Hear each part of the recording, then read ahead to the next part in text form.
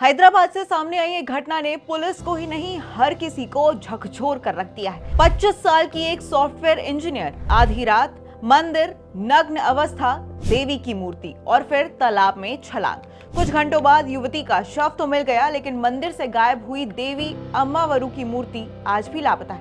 आखिर उस रात को हुआ क्या था? क्या ये सिर्फ आत्महत्या का मामला था या कहानी में अब भी कई अनसुलझे सवाल हैं जो बाकी है? आइए आपको इस घटना की पूरी जानकारी देते हैं, आप वीडियो के अंत तक बने रहिएगा। हैदराबाद के पिरचादीगुड़ा इलाके से सामने आए इस मामले ने कई सवाल खड़े कर दिए हैं। पुलिस के मुताबिक मृतका की पहचान 25 वर्षीय तेजस्विनी के रूप में हुई है, जो मूल रूप से आंध्र प्रदेश के विजयनगर जिले के देवपल्ली गांव की रहने वाली थी।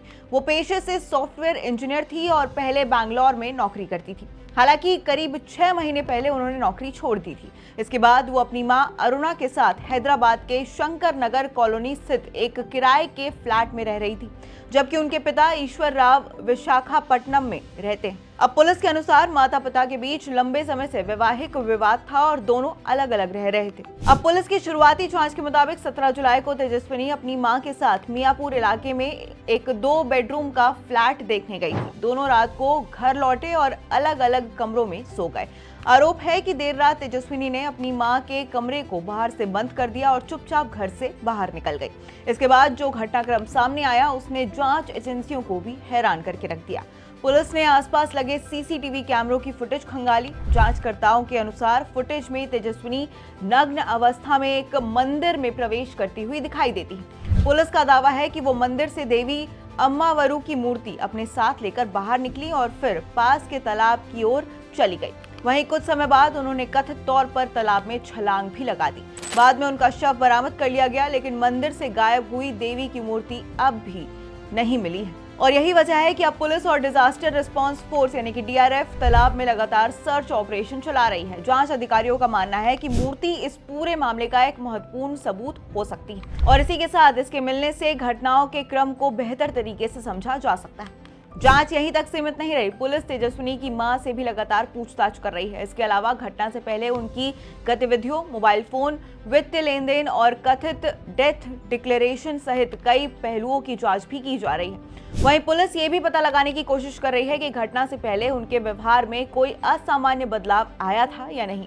जांच के दौरान एक और जानकारी सामने आई है। पुलिस के अनुसार तेजस्विनी जिस फ्लैट में रह रही थी उसका किराया कथित तौर पर करीब 1 लाख रुपए प्रति महीना था। जांचकर्ताओं का कहना है कि वो ये भी पता लगा रहे हैं कि इस महंगे किराए का भुगतान कैसे किया जा रहा था। साथ ही ये भी जांच की जा रही है कि जिस इमारत की ऊपरी मंजिलों को कथित तौर पर लॉज की तरह संचालित किया जा रहा है उसका इस मामले से कोई संबंध है या नहीं। फिलहाल पुलिस ने इस संबंध में कोई भी निष्कर्ष घोषित नहीं किया है। पुलिस अधिकारियों का कहना यह भी है कि शुरुआती जांच में यह भी संकेत मिला है कि तेजस्विनी मानसिक स्वास्थ्य संबंधित समस्याओं का सामना कर रही थी।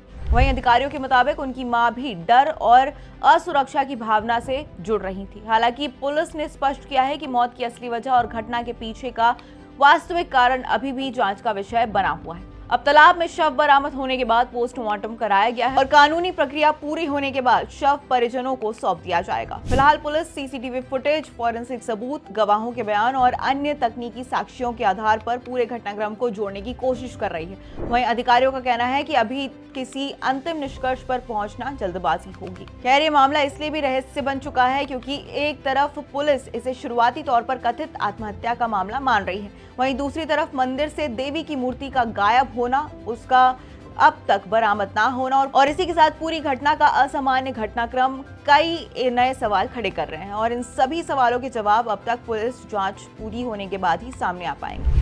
खैर, एक सॉफ्टवेयर इंजीनियर आधी रात का रहस्यमय घटनाक्रम, मंदिर से गायब देवी की मूर्ति और तालाब से मिला शव। फिलहाल इस मामले में कई सवाल अब भी अनुत्तरी हैं और पुलिस हर एंगल को जांच कर रही है और जांच पूरी होने के बाद ही ये साफ हो पाएगा कि उस रात आखिर तेजस्विनी के साथ हुआ क्या था और इस पूरी घटना के पीछे की वास्तविक वजह क्या थी।